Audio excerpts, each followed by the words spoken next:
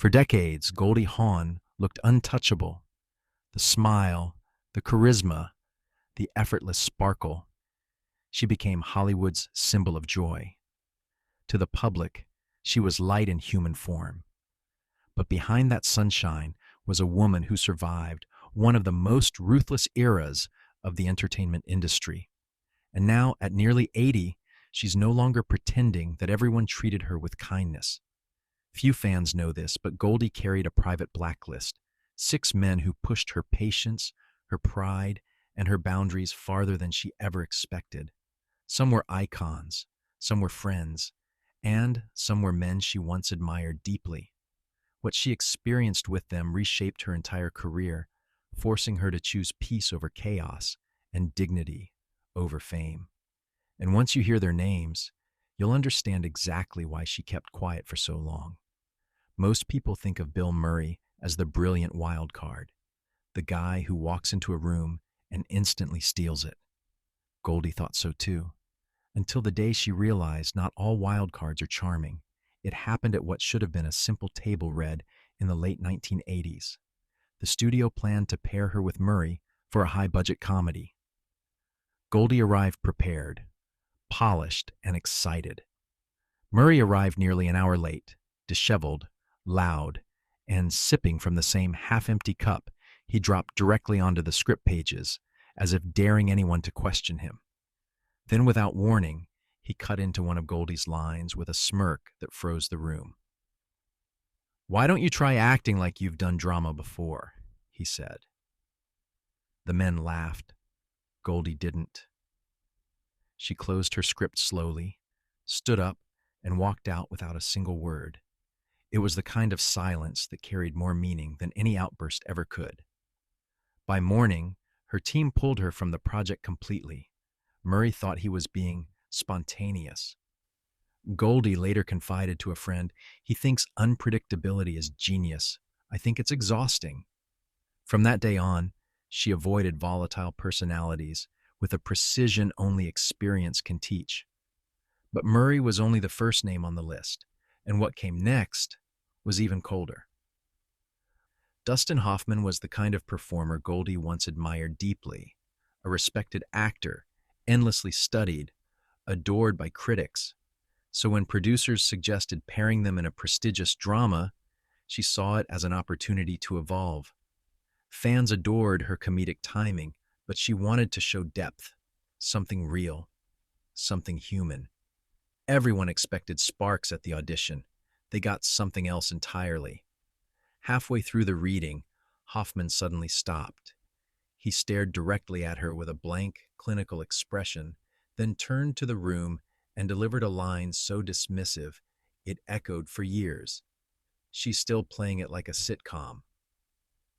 The comment wasn't just insulting, it was the kind of public put-down that cuts deeper than any private critique ever could. Goldie didn't argue. She didn't defend herself. She simply finished the scene flawlessly, thanked the room, and left before anyone could speak.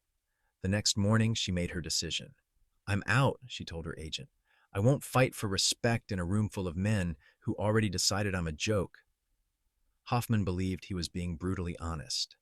Goldie saw something different, a man who forgot he wasn't directing the woman beside him. Her response wasn't dramatic, it was decisive. She walked away and never looked back. But the next name didn't wound her in private. It caused chaos with cameras rolling. Goldie and Chevy Chase looked like the perfect comedy duo. When they filmed Foul Play in 1978, the world saw charm and chemistry. Off-screen, it was a different story. Chase walked onto set as if he already owned the entire studio. He rewrote jokes without permission, mocked lines he didn't like, derailed takes if someone else got a laugh he wanted for himself. When Goldie got bigger audience reactions, he'd sulk for hours. The tension reached its breaking point one night after a dispute over a scene. Chase stormed off and refused to return unless the director rewrote it. Goldie sat alone on the steps near the set, exhausted. "He's not funny when the cameras stop," she whispered to her stylist. "He's just mean." By the end of filming, they weren't speaking. The studio begged her for a sequel, millions on the table. She didn't hesitate. No interest, she told her agent. And just like that, Chase was gone from her life and career. But while Chevy's behavior stung, the next betrayal happened decades later, and in public. In 2014, Goldie attended a Malibu charity gala to speak about mental health, a cause she has been passionately involved in for years. The room went quiet when she walked on stage, except for Sean Penn. Loud enough for nearby tables to hear, he sighed, rolled his eyes, and muttered, "Another celebrity wellness sermon." But the real blow came after her speech, when he leaned back and smirked. She should stick to giggling. Goldie didn't flinch. She finished her glass, smiled politely, and exited early. But in the privacy of her car, she finally let out the truth that had been building her entire career. My whole life, and I'm still reduced to giggles. From that night on, she drew a permanent boundary. She refused to attend any event where Penn's name appeared on the list. When asked years later what she thought of him, she answered with a calm, firm finality. Not my energy. But nothing on her list shocked people more than the final name. Kirk Douglas was, to many, Hollywood royalty, but that kind of status can breed entitlement, and Goldie experienced it firsthand. At a late 1990s industry panel, she was there as an Oscar winner, producer, and seasoned performer. Douglas greeted her with a charming grin and a familiar line. "You haven't aged a day, sweetheart." The audience laughed. Goldie smiled politely, but inside, she felt the sting, part compliment, part dismissal. As the panel unfolded, Douglas repeatedly cut her off, corrected her statements, and finished her sentences as if she were the blonde from her earliest roles, rather than the accomplished woman she'd become. The moderator later said he saw her entire expression shift from bright and engaged to cold and stone still. "He talks to me like I'm still the blonde in a bikini scene," she confided to a friend afterward. "I've won an Oscar." Goldie stayed close to Michael Douglas, praising him as the kind of man Hollywood needed more of. But she never spoke of Kirk again. "Some men don't deserve a second act in your memory," she said. And with that sentence, she closed the door for good. Many wonder why Goldie never went public with these stories earlier. The truth is simple. During her generation, speaking out meant losing work. Men were protected, women were replaceable. Goldie didn't stay silent because she was weak. She stayed silent because she was strategic. Instead of fighting public battles she could never win, she reclaimed her peace privately. She protected her reputation, her mental health, and her family. And when she finally walked away from the industry for long stretches at a time, it wasn't because Hollywood forgot her. It was because she was finally choosing herself. But these names remained etched in her memory, not out of bitterness, out of clarity. Goldie Hawn's glow wasn't an act. Her joy was real, her laughter genuine.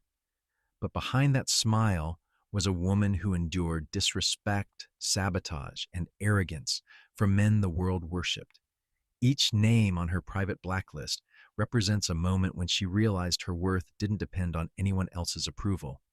Bill Murray taught her to walk away from chaos. Warren Beatty taught her the price of saying no. Dustin Hoffman taught her not to fight for respect she already deserved. Chevy Chase showed her the danger of fragile egos. Sean Penn reminded her how deeply stereotypes can wound. And Kirk Douglas revealed how easily powerful men can erase women, even unintentionally. She didn't expose them. She didn't retaliate. She simply moved forward, proving that sometimes the quietest choices are the loudest statements. Which of these names surprised you the most? And do you think Goldie should have spoken out sooner? Or was her silence the strongest move she could have made? Let me know what you think in the comments. And if you want more untold Hollywood stories, don't forget to like and subscribe.